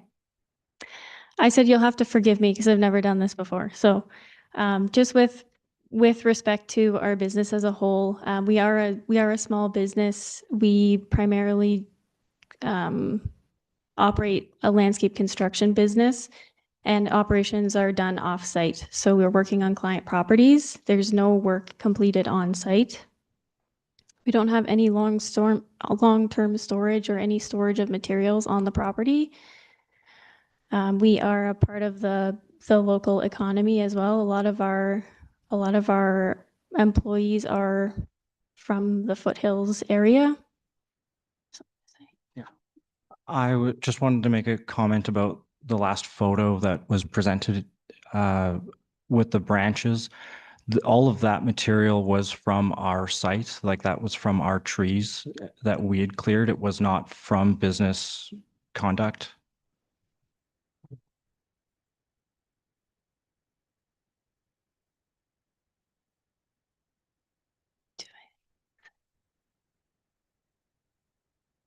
I just don't know, like you've looked through, I imagine the board members have looked through the appeal that was presented. So just in regards to some of those points that were raised or some of those concerns that were raised, and in regards to the garbage storage first, if we start there, just because it's fresh, that was a condition that was outlined in the approval process or the part of the plan for the development permit. So that's why that was on there. With regards to screening and fencing, we understand the importance of screening and visual aesthetics. It's also our home. We don't want it to be a junkyard or a graveyard of old material. So we do want to make it presentable and are willing to put up some of those or put some screening measures in place to block some of those things from view.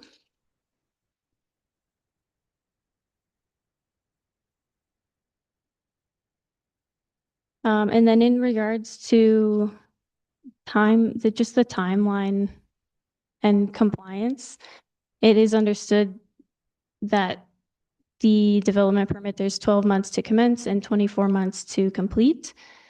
However, the concern has been raised that the appeal mentioned that these measures should be completed by the end of 2026, but that's just not feasible, given the short construction season in Calgary, and from a financial perspective, it's just not feasible.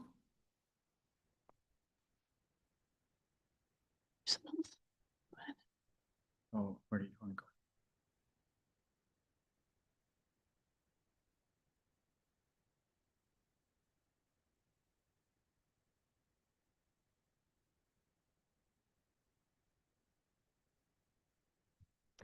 There was another concern raised about waste material and burning. All of the waste material and burning of things, we follow provincial regulations. It was mentioned in the appeal that we are burning things a few times a week, which is untrue. It's 1 to 2 times a month, and it's primarily paper, cardboard, branches, that kind of thing. And then garbage removal is done as needed. Like, we don't have garbage pickup, so most of the time it's just household waste, and we get rid of that as is needed.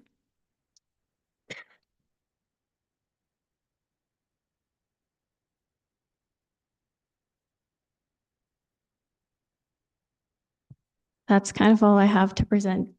Okay, thank you for your presentation. Much appreciated. So I think board members will have several questions for you. I'll look to my board members here. Mr. Myers, would you like to start, please? Thank you, Mr. Chairman. To the applicant, you understand in one of your conditions is that there is no burning allowed, right? Did you notice that in one of the conditions of your application? Conditions of the development permit? Correct.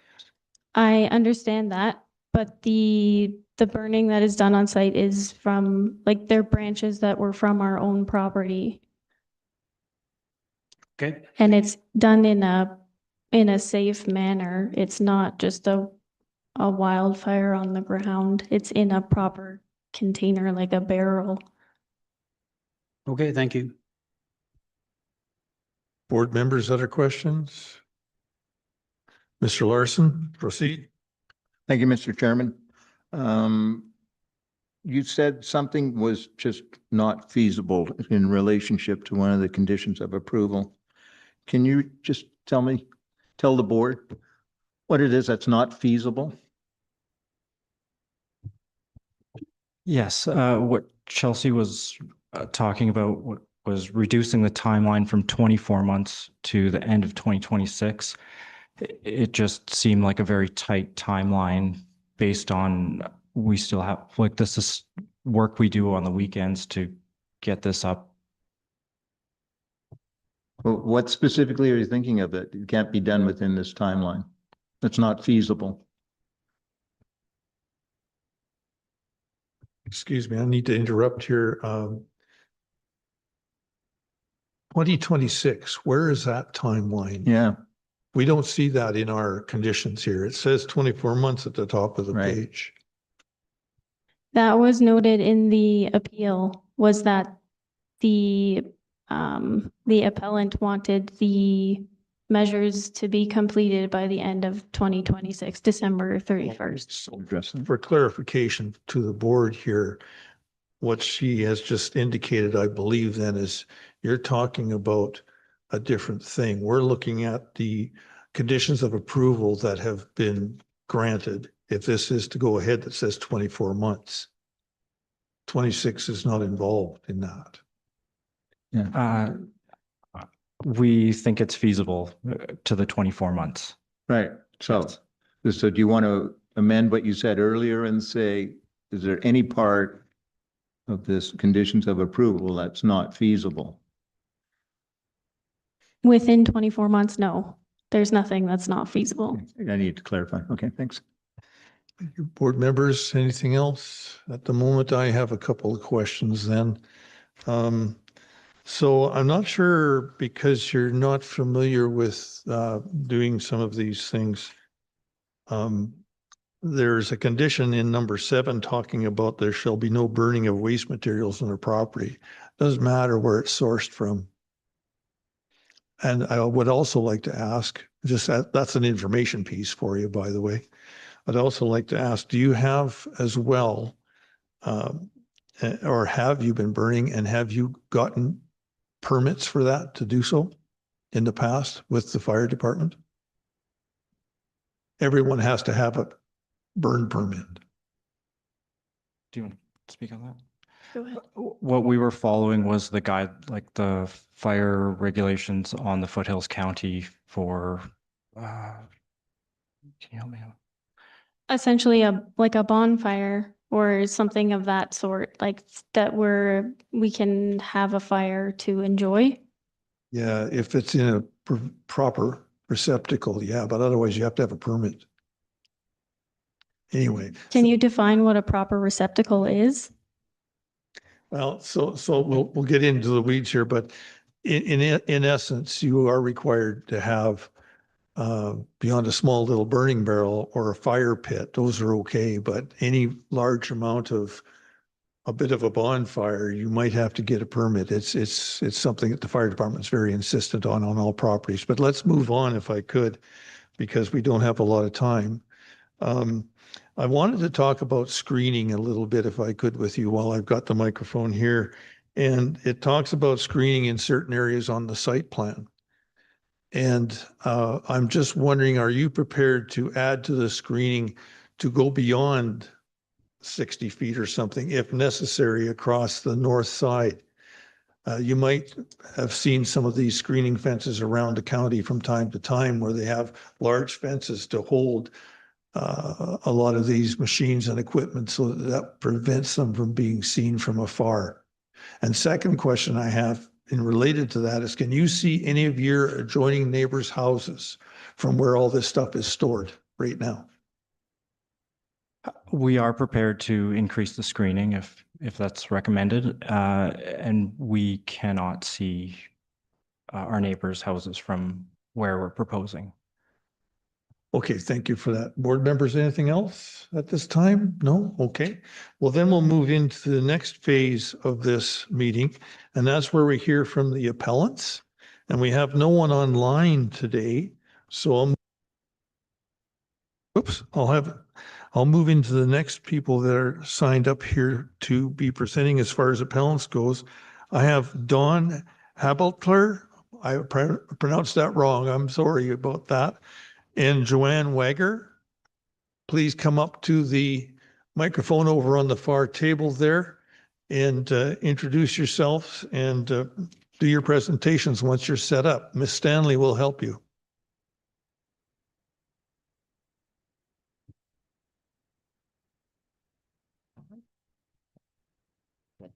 Okay. Hi, I'm Joanne Wager. Okay, Joanne, can you drag that microphone with the cord closer to you? Really close. Keep going. All right, that's good. Is that good? That's much better. Okay, good. Thank Thank you. Thank you. Good afternoon. Thanks for giving us an opportunity to speak. I'm Joanne Wager. This is Don Bettler. It's a hard name to say. Hey, you're sitting back from Oh, the okay. microphone now. And we are the neighbors directly to the east and the ones most impacted by this application. So I wasn't sure going into this if you had seen the pictures that we had sent in. Yes, the Okay. board was given all the pictures and what you had written, and it has been reviewed prior to the hearing. Okay, thank you very much. So the first thing that I want to make clear, it's never been Donna and I's intent to shut down the woods landscaping business. We understand they want to make a living. They're a young family. It's never been our intent to not let them make a living. And we knew for the longest time that they were running their company without the proper permit. And we had indicated to them, you know, as long as we're almost okay with it as long as you act responsibly and respectfully. But that unfortunately didn't happen. And you saw some pictures from the enforcement person that went out and took the picture. Sorry, I've got a weak throat today. I can tell you the directions that those pictures were taken from. The first ones with the trucks were taken from the road, and a couple showing the piles of debris and brush looks like they were taken from our property. Now, unfortunately, the pictures that were in the presentation were only a fraction of the debris and construction materials that accumulated on the property over the next several months. For most, you could see from the photos we sent you, the debris took up pretty much that whole area that is now, encompassed in their plan by the sea cans and where they're going to put the screening in the trees and the trailer storage. So we're a little concerned that the pictures maybe didn't show the full extent. So I was happy to see that you had seen the photos. So there was all kinds of debris, and it was a lot more than branches and cardboard. It looked like old decking, fencing, and you can see it from the pictures. And so that was our first concern. It was just like living next to a landfill. And then the burning. For a while there in the summer and the fall, the burning was more than once or twice a month. And I did contact the MD several times in tears because I couldn't go outside because of the smoke. I have a terminal illness, and so one of my few joys left in life is going out and walking around our property, sitting on the deck. And there was many days last summer and in the fall that I couldn't sit outside, and I would go in and my hair would stink and my throat was sore. And I worried for my animals that were outside because they were breathing that in all the time. And and it did result in several calls to the MD, and they made some suggestions that I actually call the fire department. But I knew this was ongoing, so I waited for the results of this. And the photos I sent you on is the burning barrel full of construction debris. It is full of old wood and old lumber. And I was very concerned from a health perspective of what they were burning, if there was creosote, etc., and so on some of that wood. And I also sent you a picture of the wheelbarrow that they used, because they were burning in the front and in the back to fuel, like to put in the burning barrels. And in one of the pictures, there is a can of gasoline. So we're also pouring gasoline onto the fire, which I think is prohibited in the MD of Foothills.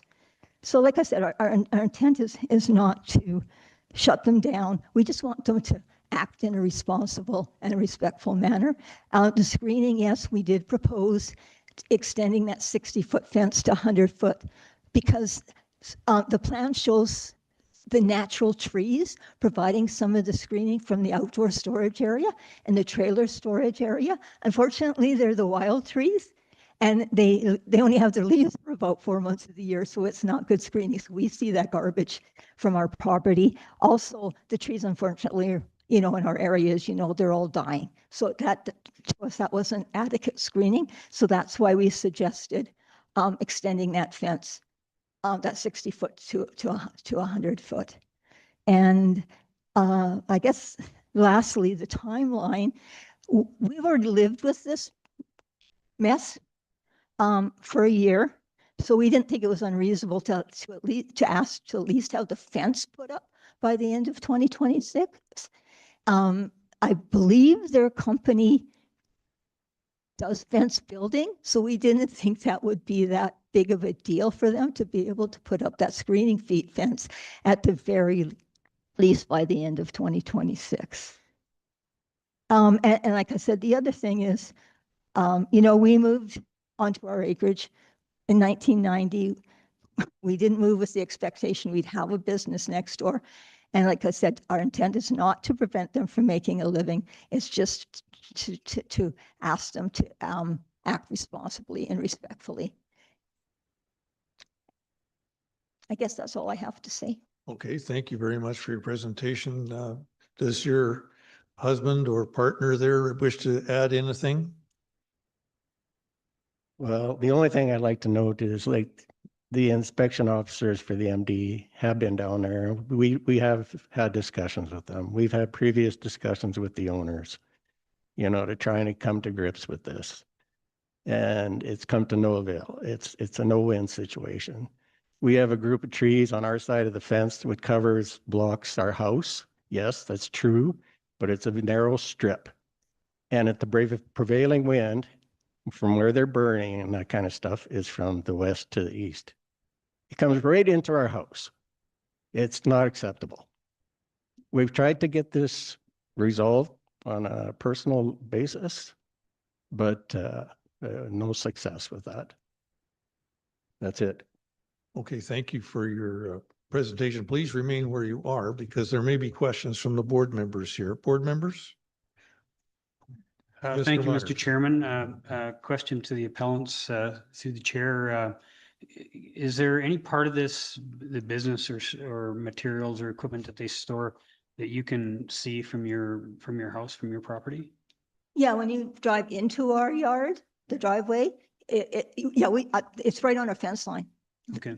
All that accumulation of debris in our pictures is directly right on it's right beside our fence line. And is it visual from your residence as well? Not visual, right from our residence. Okay. Thank you. Any board members? Yes, Mr. McHugh? Thank you, Mr. Chair, and through the chair to the appellants. I'm looking at page 83 of our package, but there's some of the debris in the trees that looks quite rusted. And so any idea, was that there previous to the owners? It was, Okay. and it was just, I guess it was just something we decided to, if they've had all that other debris, and it would be nice if they're removing that, they could remove that at the same time, but. Okay. And that's highly visible from our house when you drive in. And another thing is that they're proposing to put that small fence line up there to stop the visual effect of their garbage barrel or trailer unit that they're bringing in. But all that debris there is right in line with it. So the fence that they're proposing, if it does go ahead, should be extended more along our property line. So we don't see that garbage, the old fridges, stoves, and all that kind of stuff that they're, can you imagine we want to sell or we want to bring our people around, visitors and our relatives come to the house and we walk them around our fence line and they look over there and they see all this junk. Yeah. Okay, Thanks. thanks for that. But for clarity, that was there previous to It there. was, Okay. it was. And I think that was just a sidebar to the Okay. fact that there was all the other debris. Yeah. Okay, thank you for that. And so your distance from your house to this fence approximately?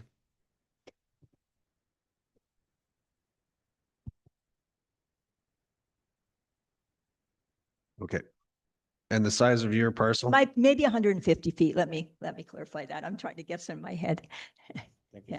Okay, and your parcel is approximately how many acres? Our just under 18 acres. Okay, thanks. Okay, thank you, Mr. McHugh, and thank you for your responses. Anyone else have questions? Mr. Chairman. Mr. Larson, proceed. Thank you, Mr. Chairman. For the appellants, if I can direct your attention to your written submission, it's 92, page 92 in our package. And it states what your expectations are in this given case. Yeah. I'd just briefly like to go through those with you. You betcha. It said all screening, fencing, secans, scattered planting areas to be completed by the end of September 2026. We just thought, like we said, we've already put up with it for a year. They're in landscaping. We didn't think it would be that big of a deal for them to plant some trees and put up a fence. And they do fence building. Okay. I understand from the email communications that the secans aren't their highest priority right now. And I would say like the greater priority for us is the fence and the trees and the screening. So that would be the screening. And so your expectation, what you requested here is that the screening be completed by the end of September of this year, 2026. Okay. You go on to state burning of construction debris ceases immediately. Yeah, because the burning just needs to stop. Like if they're just burning some leaves once in a while, we don't care. But from the photos I sent you, you could see they're definitely burning more than leaves and cardboard. It's lumber, old lumber. Okay. Your third point is debris pile of old freezers, which I think we've just been discussing here, et cetera, located in the southwest quadrant of Woods properties to be removed within 2 months of the development permit being signed. Yeah, I guess that would be those old appliances. So the ETC is intended to include all. It's just, yeah, the pile of junk and freezers and fridges and all that.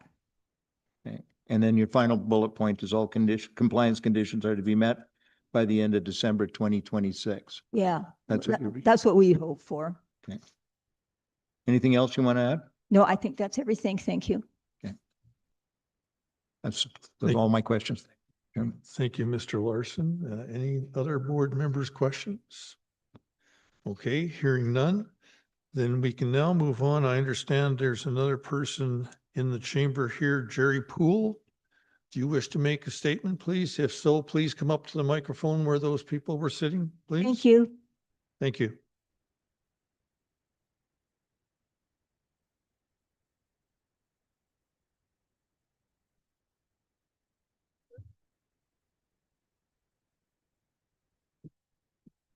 Please introduce yourself. My name's Jerry Poole. I live just off of 16th Street. So. Okay, can you move that microphone a lot closer, and you too? Thank you. Okay. Please proceed, sir, with your presentation. Thank you. So as a neighbor in the area, I do have concerns. I didn't receive the original communication in time to submit an appeal. So we've decided to come to this presentation. So I just have a couple of issues with the application in general.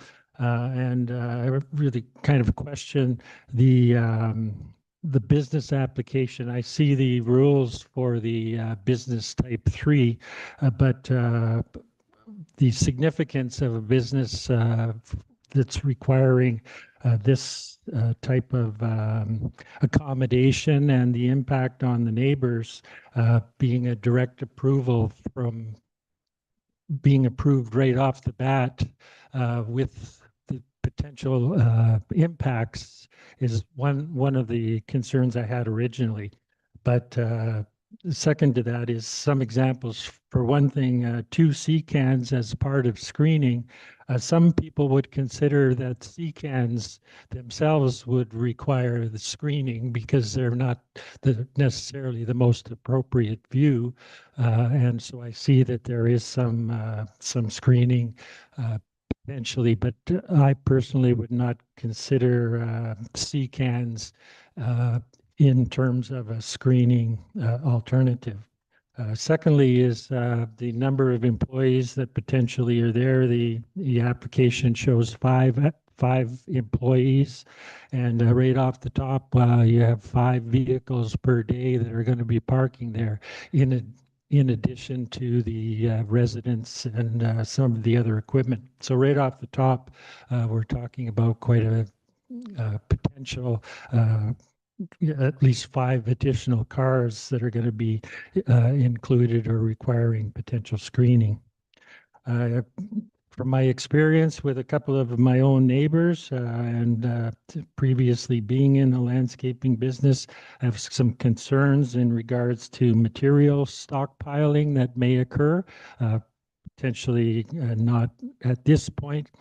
The landscaping company quite often will store topsoil or gravel or mulch or bulk supplies and then take what's required to the site. If it's a small job, obviously, if it's a large job, they may have those delivered to the site. But in general, they may require a stockpile, which I have a specific concern with. And the second or another comment is what happens when the business expands? You know, if it's going to get larger, right now it's been listed as far as the equipment that's available, and that's what was previously in non-compliance. But as the business expands over a few years of success, how much more equipment and to what level does it get to before it needs a second permit or that sort of concern? I note that I've been in the neighborhood since 1992, and I note that there was an approval for a nearby auto shop, which is actually on the same quadrant of this particular area, and that particular approval required the entire property to be screened off, and it has a three-car visible limit. So I'm just kind of questioning where the difference is between this particular operation that's listed off the equipment and a auto shop that required fencing around the entire property to obscure the view, if potentially it was location. And I do have a concern as far as the monitoring or the enforcement. My experience is that every time we call the county, they say it has to be complaint driven.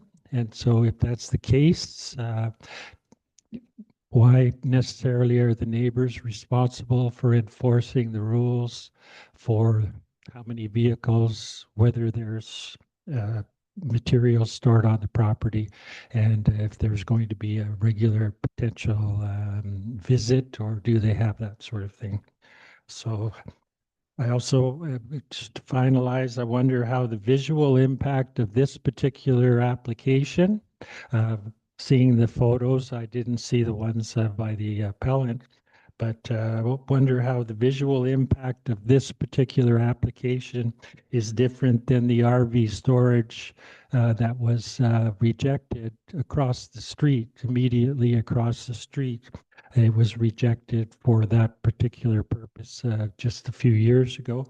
And so I question what the actual difference is between this one and why the other why one place was asked to provide a large fence around it, and another one, the application was rejected completely. So those are my comments. Thank you, Mr. Chairman. Okay, thank you, Mr. Poole. Just before you leave the desk there, I'll see if anybody has any questions from the board. No questions? Okay. Thank you for your presentation today, Mr. Poole. Okay, that concludes the appellants that I had on my list here. So I'll just ask if there's anyone in attendance that is who's not registered that would like to speak in opposition to the appeal. In other words, anyone that is in support of the applicants?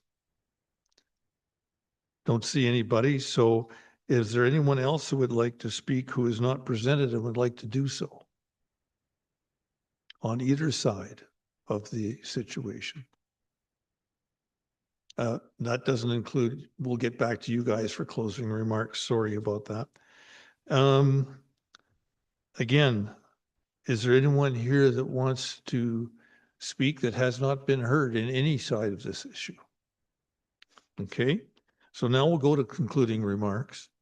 And first, the municipal representative is the next one we go to. Ms. Kotler, do you have anything else to add?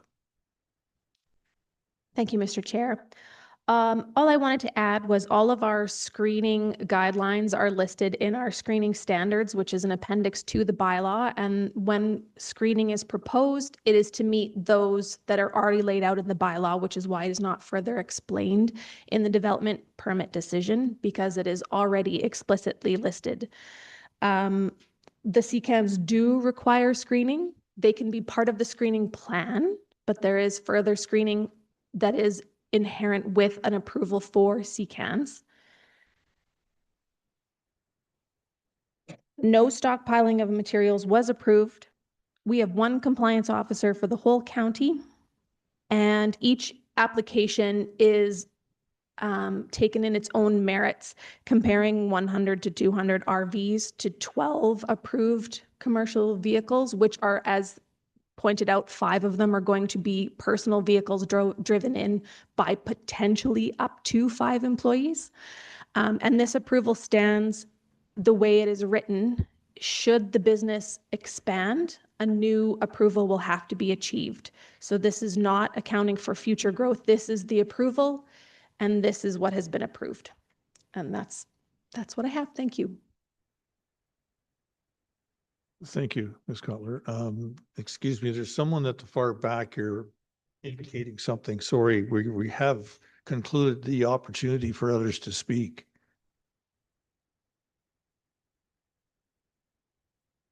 Okay, you'll have to do that outside.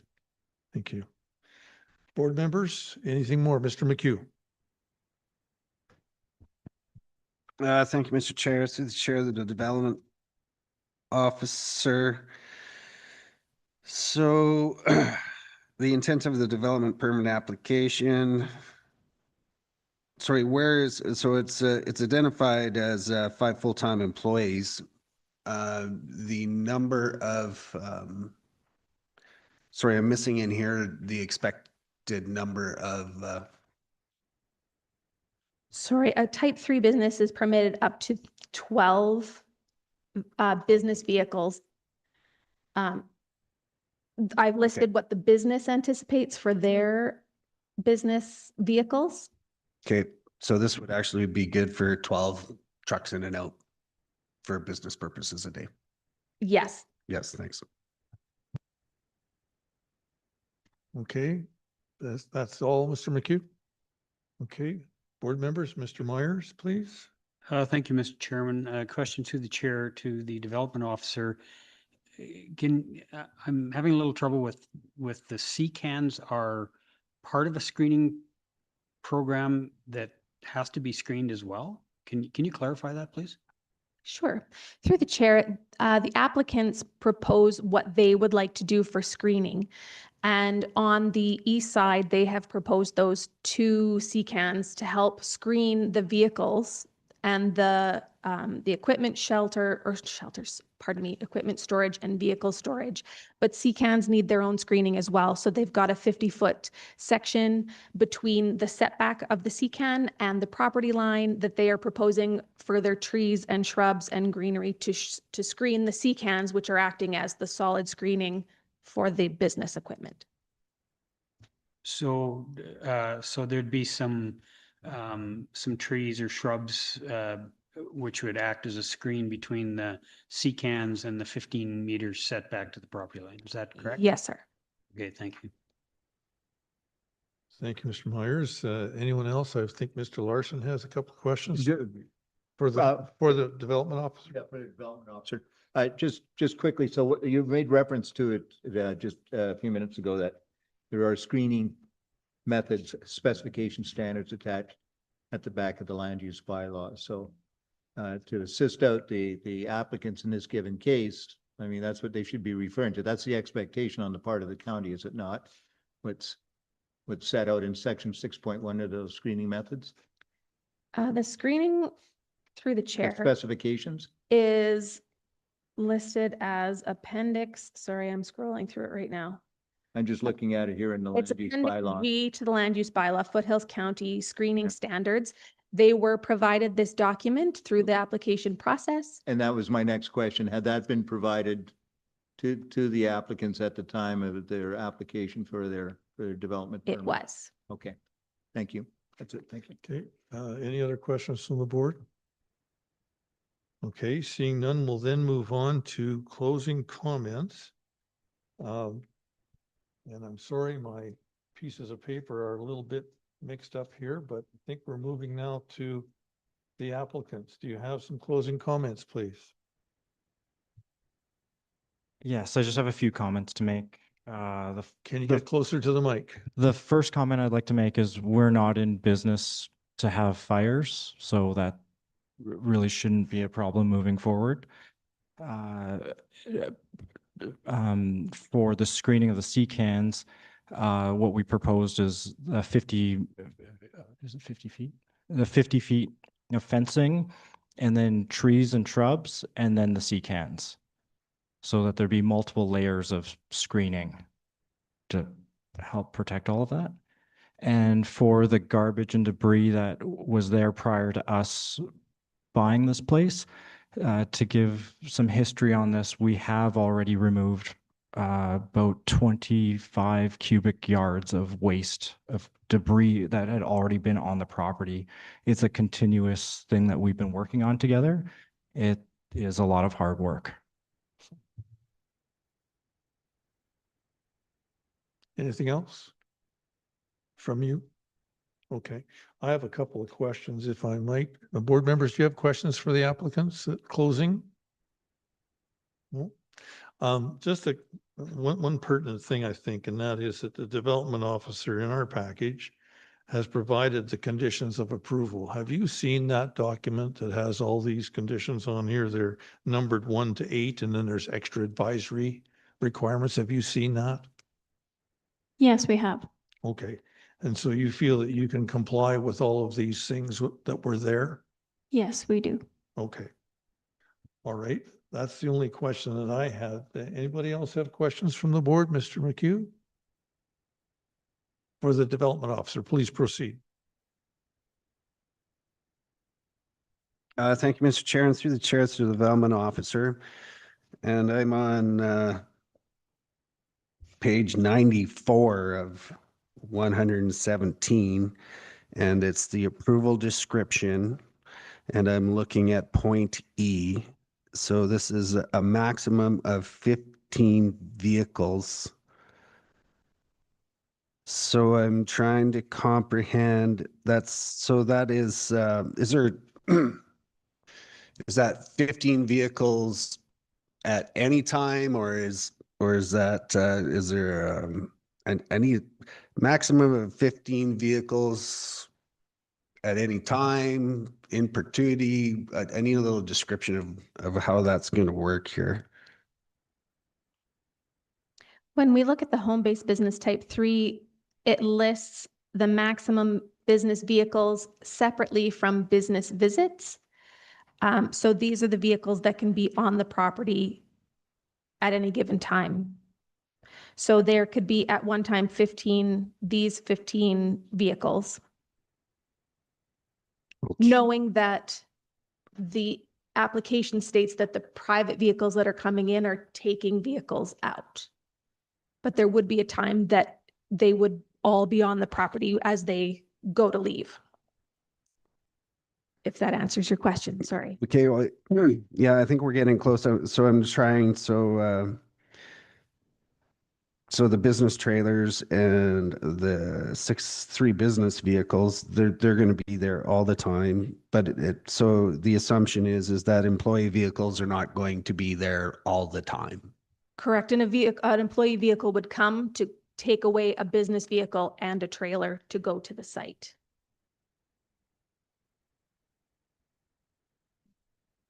Okay, thank you.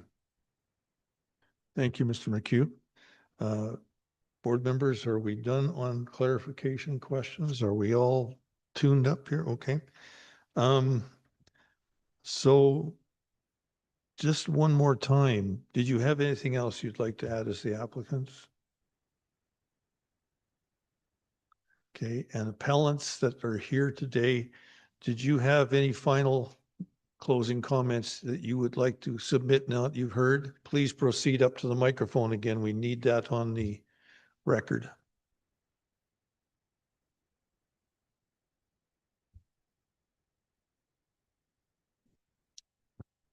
No.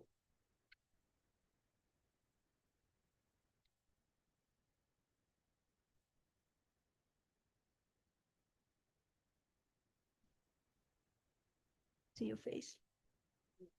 Sorry, Gary. We're good? Good. All right. Just my final kind of question and comment. This whole application deals with a company called Calgary Lawn Solutions. And I did put in my document that I submitted earlier that there's also a second company out there called Calgary Landscape Solutions that's registered to the same address. So I guess my final concern is when we list the number of vehicles, equipment, et cetera, that can be stored on the property for Calgary Lawn Solutions, does that also cover the vehicles that are used for Calgary Landscape Solutions, which is registered to the same address? And if you go on social media and look at the websites for both of it, it's the same company. They do hydro seeding, like I said, building fences, all that. And I just wondered if the numbers apply to both companies or if they are two separate companies. So in response, as a chair, I could say that I understand your question, but if you heard the last conversation had with Mr. McHugh and the development officer, there's a total limit on the vehicles that would be on site. Property period. Have you had a look at, I don't know if you were as a participant privy to the development permit conditions that were approved? Yes, I believe so. Yep. Okay, have a look at the very top. It's easy to miss. Of the second page. Yeah, I realize this is like 15, so that applies to the property, not per business. Okay. Okay. Thank you very much. Thank you. Okay, so I'll believe we've heard from everyone. Oh, I see that the applicants have one more thing they wish to add. I just wanted to clarify about the two companies. We're one company just going through a name change. That's fine. Yes, thank you. Mr. McHugh has another question somewhere.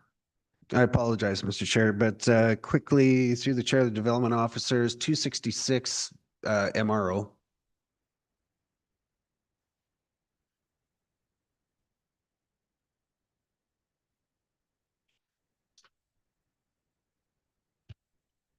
Just to explain, as she's looking there, Mr. McHugh is asking about the type of road surface on road number 266. It's not gravel, is it?